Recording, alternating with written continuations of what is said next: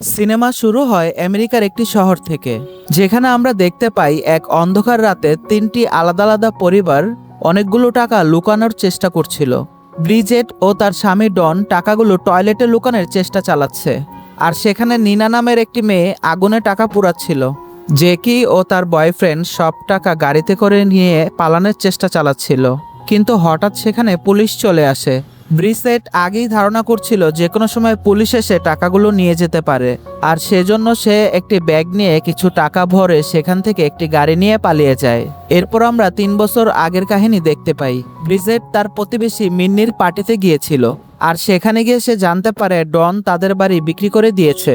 ব্রিসেট এটা শুনে প্রচণ্ড রেগে যায় এবং বাড়িতে এসে ডনকে এই ব্যাপারে জিজ্ঞেস করে। আসলে ডন বেকার ছিল এবং অনেক চেষ্টা করেও চাকরির ব্যবস্থা করতে পারছিল না। এদিকে আবার তার উপরে $3,86,000 ঋণের বোঝা ছিল, আর এজন্যই বাড়ি বিক্রি করে দেওয়া ছাড়া তার হাতে দ্বিতীয় কোনো অপশন ছিল না। ব্রিসেট তাকে বলে সে আরও একটি পার্ট টাইম জব খুঁজে নেবে, কিন্তু তারপরেও যেন সে এই বাড়িটি বিক্রি আর না করে। এরপর থেকে ব্রিসেট পার্ট টাইম জব খুঁজতে শুরু করে, কিন্তু সে কোনোভাবেই জব ম্যানেজ করতে পারে না। এদিকে আবার তার বাড়ির ক্লিনার এসে তাকে জানায় তার ক্রেডিট কার্ড আবারও বাউন্স হয়ে গিয়েছে।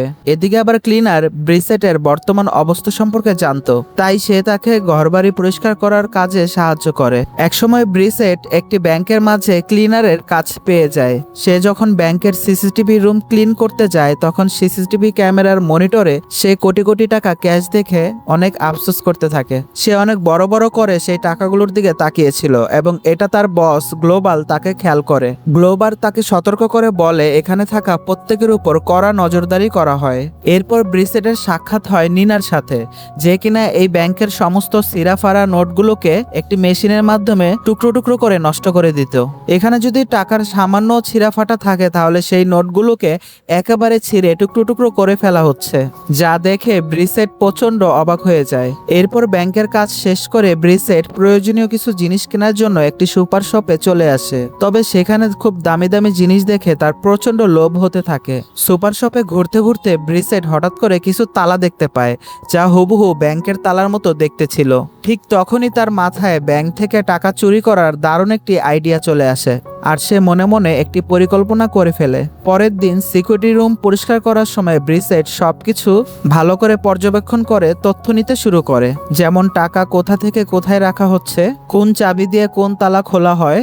এইরকম সব তথ্য সে নিজের মাথায় গেঁথে নেয়। সে জানতে পারে এই ব্যাংকের ভিতর 3টা প্রধান চাবি রয়েছে। প্রথমে শখিং রুমের চাবি, যেখানে আলাদা আলাদা টাকার বান্ডিল তৈরি করা হয়, আর দ্বিতীয় চাবি সিকিউরিটি ডিপার্টমেন্টের এজেন্ট ওয়েনের কাছে থাকে, এবং শেষ চাবিটি থাকে ক্র্যাশিং রুমের সিস্টেমের ইনচার্জের কাছে। প্রথমে ব্রিজেট ব্যাংকের ভল্ট ও টাকা সম্পর্কিত সকল তথ্য কালেকশন করতে থাকে, আর সে এখন এমন কিছু মানুষের খোঁজ করছে যারা তাকে এই চুরি করতে সাহায্য করতে পারে।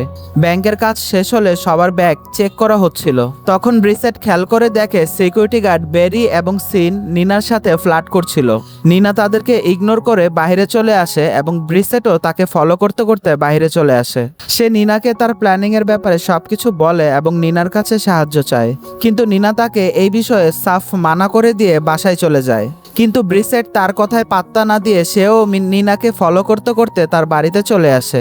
সে জোর করে দরজা খুলে মিনাকে ব্যাংকে ইউজ করা সেই তালা দেখায়, যা দেখে নিনা প্রচন্ড অবাক হয়ে যায়। নিনা এরপরও ব্রিসেটের সাথে সঙ্গ দিতে রাজি হয় না, আর তাকে চলে যেতে বলে। কিন্তু ব্রিসেটও যেন সিদ্ধান্ত নিয়েছে যে সে যে করেই হোক নিনাকে মানিয়েই ছাড়বে। তাই সে নিনাকে নামি দামি স্কুলের পোস্টপেইড পাঠাতে থাকে, আর সেগুলো দেখে নিনা ভাবতে থাকে তার কাছে যদি টাকা থাকতো, তাহলে সে আজকে তার ছেলে মেয়েদেরকে দামি দামি স্কুলে পড়াতে পারত।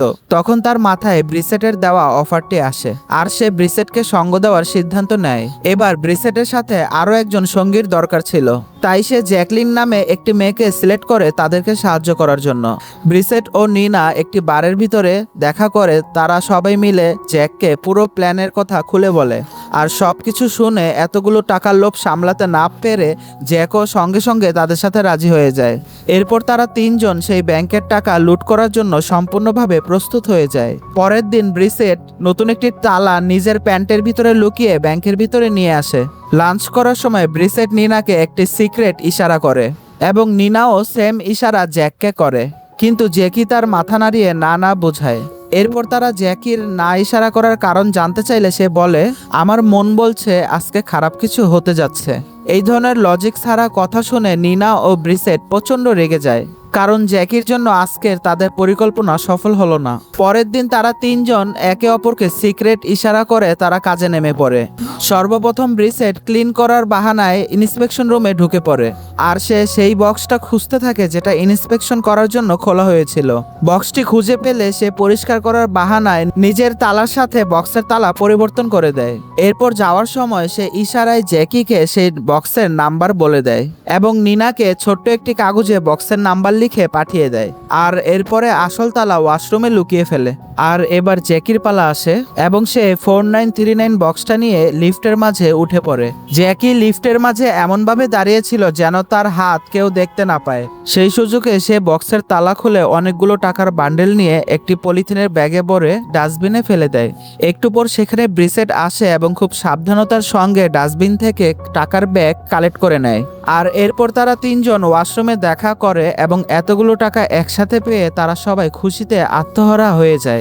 একসময় তারা সবাই নিজের মতন করে শরীরের ভিতরে টাকার বান্ডিলগুলোকে লুকাতে থাকে। তো সবশেষে টাকা নিয়ে তারা যখন বের হতে যাচ্ছিল তখন ব্রিসেট ও নিনা খেয়াল করে দেখে জ্যাকির প্যান্টের কাছে কিছু টাকার নোট বাহিরের দিকে বেরিয়ে এসেছে। তখনই নিনা সিকিউরিটি গার্ড বেরির সাথে ফ্লার্ট করা শুরু করে এবং ব্রিসেট জ্যাকিকে ইশারা করে বোঝায় যে টাকার নোটগুলো বাহিরে বেরিয়ে আছে। ঠিক তখনই সেখানে গ্লোবার আসে এবং তাকে দেখে মনে হচ্ছিল সে অনেক বেশি রেগে আছে।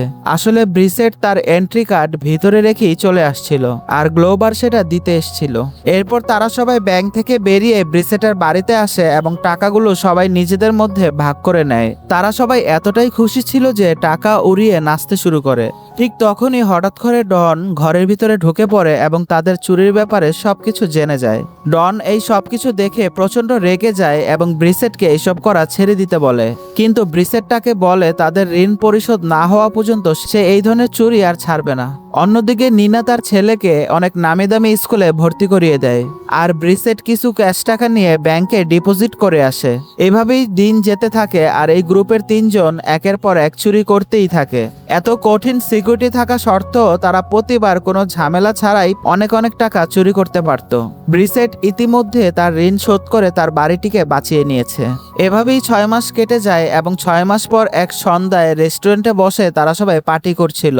তখন নিনা ও ডন এসে বলে এবার তাদের চুরি করা বন্ধ করে দেওয়া উচিত, কারণ তাদের যথেষ্ট টাকা জমা হয়েছে। কিন্তু ব্রিসেট, জ্যাকি ও তার বয়ফ্রেন্ড বব ডনের কথায় রাজি হয় না। ব্রিসেট বলে তার অনেক অনেক টাকা চাই যেন সে সারা জীবন বসে বসে খেতে পারে। শেষে নিনাও ওর কথায় মেনে নেয়, কিন্তু ব্রিসেট সবার উদ্দেশ্যে বলে যেন সাধারণ মানুষ তাদেরকে সন্দেহ না করে, সেজন্য এখন থেকে কেউ আর দামি কোনো জিনিস কিনতে পারবে না। কিন্তু তার পরের দিনই ব্রিসেট $2000 দিয়ে একটি দামি হীরের আংটি কিনে আনে। নিনা যখন এই বিষয়টি জানতে পারে তখন সে ব্রিসেটকে শিক্ষা দেওয়ার জন্য সেই আংটিটা তার হাত থেকে খুলে টয়লেটে ফেলে ফ্লাশ করে দেয়। এর কিছুদিন পর নিনা ওয়াশরুমে ব্রিসেটের জন্য অপেক্ষা করছিল, কিন্তু তার আসতে লেট হচ্ছিল। আর একটু পর ব্রিসেট এসে তাড়াহুড়া করতে থাকে আর চাবি নিনার কাছে দিলে সে ক্যাচ ধরতে পারে না এবং চাবিটা বেসিং এর ভিতরে ঢুকে যায়। তাছাড়া তাদের কাছে আর দ্বিতীয় চাবি ছিল না। এছাড়াও তাদের কাছে জ্যাকির নাম্বার না থাকাতে এই মুহূর্তে তার সঙ্গে যোগাযোগ করাও সম্ভব হচ্ছিল না। ব্রিসেট উপায় না পেয়ে তাড়াতাড়ি ডনকে ফোন করে বলে ববি যেন কোনোভাবে জ্যাকিকে ফোন করে পুরো বিষয় জানায় যেন জ্যাকি তাদেরকে সাহায্য করার জন্য এখানে চলে আসে। তখন জ্যাকি দ্রুত ব্যাংকে আসে এবং নতুন চাবি সেখানে পৌঁছে দেওয়ার জন্য নতুন একটা পরিকল্পনা করে। অন্যদিকে গ্লোবাল খেয়াল করে দেখে ব্রিসেট অনেকক্ষণ ধরে ওয়াশরুমের ভিতরে রয়েছে, তাই সে চেক করার জন্য ওয়াশরুমের ভিতরে আসলে ব্রিসেট তাকে নানা রকম বাহানা দিতে থাকে। একসময় গ্লোবার বিরক্ত হয়ে সেখান থেকে চলে যায়। অন্যদিকে জ্যাকি বাবল গামের ভিতরে চাবি ঢুকিয়ে সেটাকে লিফটের মধ্যে আটকে দেয়। তখন নিনা সেই চাবি দিয়ে তালাটি খোলার চেষ্টা করে, কিন্তু চাবিটি কাজ করছিল না। তখন সিকিউরিটি ব্যারি তাকে সাহায্য করার জন্য আসে। অন্যদিকে ব্রিসেট বাবল গাম থেকে চাবি নিয়ে নিনার কাছে চলে আসে। সে সিকিউরিটি গার্ডের চোখ ফাঁকি দিয়ে নিনার কাছে সেই চাবিটি ছুঁড়ে মারে। তবে ব্যারির কিছু একটা সন্দেহ হয়েছিল যে এখানে কোনো কিছু একটা গন্ডগোল হচ্ছে। এরপর কাজ শেষ করে নিনা ব্যারির সাথে দেখা করতে আসে আর এখানে দেখা যায় ব্যারি তাদের চুরি সম্পর্কে অনেক আগে থেকেই জানে। ব্যারি নিনাকে বলে এবার তোমাদের খেলা শেষ। এরপর নিনা সেখান থেকে চলে যায় এবং ব্রিসেট ও জ্যাকির সাথে দেখা করে। আর সিকিউরিটি ব্যারি যে সবকিছু জেনে গিয়েছে এই বিষয়টা তারা তাদের সবাইকে জানায়। এরপর সবাই মিলে পরিকল্পনা করতে থাকে সামনে কি করা যায়। তখন ব্রিসেট ও জ্যাকি বলে ওঠে ব্যারি আসলে নিনাকে একটু করে পছন্দ করে, এজন্য তারা নিনাকে দিয়ে ব্যারিকে পটিয়ে ফেলার জন্য প্ল্যান করে। এরপর তারা এভাবেই আগানোর চিন্তা করে যেন ব্যারিও তাদের প্ল্যানের একটা অংশ হয়ে যায়। পরের দিন নিনা সুন্দর করে সেজে ব্যারির বাড়িতে আসে আর তাকে তাদের গ্রুপে জয়েন করার অফার দেয়, কিন্তু ব্যারি এতে সম্পূর্ণভাবে না করে দেয়। এরপর ব্রিসেট ব্যারির সাথে ওয়াশরুমে দেখা করে এবং তাকে বলে সে এত সুন্দর একটি মেয়েকে বিয়ে করার এবং অনেক অনেক টাকা হাতানোর সুযোগ হাতছাড়া করে ফেলেছে। এইসব কথা বলে ব্রিসেট ব্যারিকে অনেক লোভ দেখাতে থাকে। আর কিছু সময় পর নিনা এসে তাদেরকে জানায় ব্যারি তাদের সাথে কাজ করার জন্য রাজি হয়ে গিয়েছে। এরপর তারা সবাই যখন ব্রিসেটের বাড়িতে বসে টাকা ভাগ করছিল তখন নিনা ব্যারিকে তাদের গ্রুপে জয়েন করার জন্য অভিনন্দন জানায়। এখন থেকে তাদের সবার জন্য প্লাস পয়েন্ট, কারণ এখন থেকে তারা সবাই আগে থেকেই জানতে পারবে যে কখন কোথায় কিভাবে সিকিউরিটি চেক করা হবে। তবে যাই হোক, এরপর থেকে তারা সবাই খুব দ্রুত বিলাসী জীবনযাপন শুরু করে আর কেউ তাদের কোনো কিছু বুঝতেই পারে না। এভাবেই সময় কাটতে থাকে এবং দেখতে দেখতে তাদের চুরি করার 3 বছর হয়ে যায়। এরপর ব্রিসেট তার বাড়িতে একটি পার্টির আয়োজন করে এবং সেখানে ব্রিসেট একজন অচেনা লোককে দেখতে পায়। ব্রিসেটের একটু সন্দেহ হলেও নিনার এঙ্গেজমেন্টের পার্টিটা অনেক জমজমাট হয়ে ওঠে। পরের দিন গ্লোবাল সেই লোকটাকে ব্যাংকে ডেকে পুরো ব্যাংকটাকে ঘুরিয়ে দেখাচ্ছিল। আর ব্যাংকের সমস্ত কাজকর্ম দেখানোর জন্য গ্লোবাল জ্যাকির কার্ড নিয়ে সেই লোককে দেখায়। জ্যাকির কাছে বিষয়টা মোটেও সুবিধার মনে হয় না। সে দ্রুত বিষয়টি নিনা ও ব্রিসেটকে জানিয়ে দেয়। তবে তারা এই বিষয়ে কোনো পাত্তা না দিয়ে নিজ নিজ কাজে ব্যস্ত হয়ে পড়ে। তবে পরবর্তীতে ব্রিসেট ব্যাংকের ভিতরে সেই লোকটাকে দেখে তার মনে পড়ে যায় ওই লোকটাই তাদের পার্টিতে ছিল।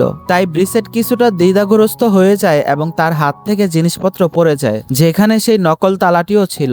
তবে ভাগ্য ভালো থাকায় সেটা কেউ দেখতে পায় না। গ্লোবালের অফিসে আমরা জানতে পারি সেই লোকের নাম হলো ম্যান্ডেল, আর সে এই ব্যাংকের এক্সামিনার ছিল।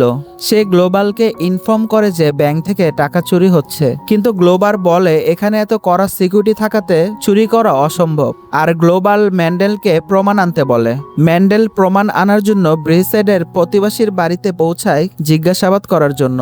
এদিকে আবার ডন তার প্রতিবেশী মিন্নির কাছ থেকে এই খবরটা পেয়ে যায় আর ব্রিসেটকে ফোন করে বলে তাদের পুলিশের কাছে আত্মসমর্পণ করে একটি ডিল করে নেওয়া উচিত, কিন্তু ব্রিসেট তাতে রাজি হয় না।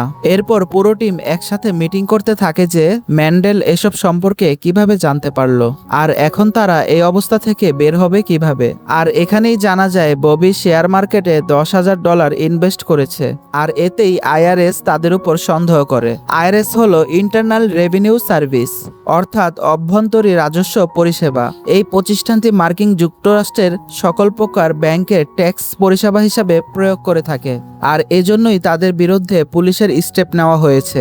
ব্রিসেট সবাইকে বলে পুলিশ যতক্ষণ না পর্যন্ত কোনো শক্ত প্রমাণ পাচ্ছে ততক্ষণ পর্যন্ত আমাদের শান্ত থাকা দরকার, কিন্তু সবাই ভয় পেয়ে গিয়েছিল। তাই তারা সিদ্ধান্ত নেয় বাসায় গিয়ে সব টাকা তারা নষ্ট করে ফেলবে। ব্যারি নিনাকে বলে পুলিশ তোমাকে ধরে ফেলার আগেই তুমি পুলিশের কাছে গিয়ে ধরা দাও, কারণ তোমার একটা বাচ্চা রয়েছে। পরবর্তীতে আমরা দেখতে পাই জ্যাকি ও ববি একটি ট্রাকের ভিতরে সব টাকা রেখে বাস্ট করে দেয়, কিন্তু এরপর পালানোর আগেই তাদেরকে পুলিশ গ্রেপ্তার করে ফেলে। আর এই দৃশ্যগুলোই 3 বছর আগে অর্থাৎ মুভির একদম শুরুতেই দেখানো হয়েছিল। অন্যদিকে নিনা টাকা পুড়িয়ে ফেলছিল আর ব্যারি কিছু টাকা ব্যাগের ভিতর ভরছিল। তখন সে অবস্থাতেও পুলিশ তাদেরকেও গ্রেপ্তার করে ফেলে। আর ডন যখন টাকা টয়লেটে লুকাচ্ছিল তখন পুলিশ এসে তাকেও ধরে ফেলে। এখন শেষে বাকি ছিল শুধু ব্রিসেট। সে একটা ব্যাগ ভর্তি টাকা নিয়ে পালিয়ে যাচ্ছিল, কিন্তু সে জানতো না ম্যান্ডেল আগে থেকেই তাকে নজরে রেখেছিল।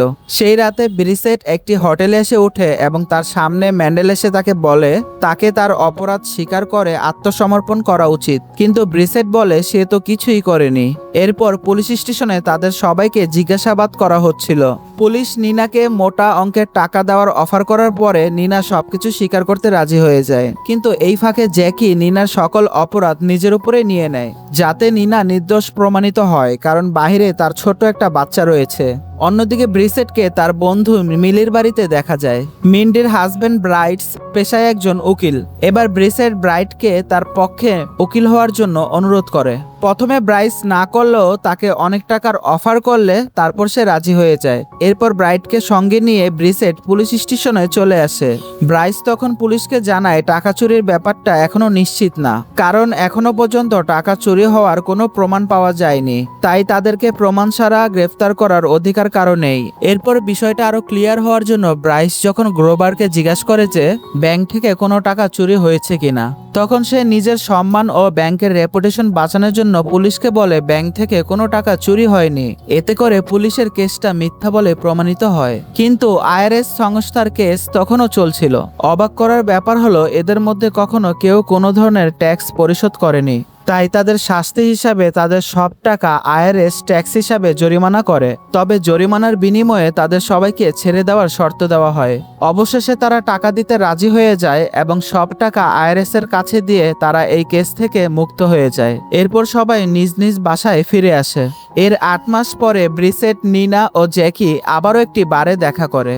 আর এখানেই জানা যায় ব্রিসেট এই বারের কোনো একটা গোপন কক্ষে তাদের চুরি করার আরো অনেক টাকা লুকিয়ে রেখেছিল। আর তারা সবাই এতগুলো টাকা দেখে খুশিতে আত্মহারা হয়ে যায়, কারণ এবার এই টাকা দিয়ে তারা তিনজন তাদের সমস্ত স্বপ্ন পূরণ করতে পারবে, সাথে বাকিটা জীবন তারা হাসি খুশিতে কাটিয়ে দিতে পারবে। তারা সমস্ত টাকা উড়াতে উড়াতে প্রচন্ড আনন্দ করতে থাকে। আর এখানেই মুভিটি শেষ হয়ে যায়।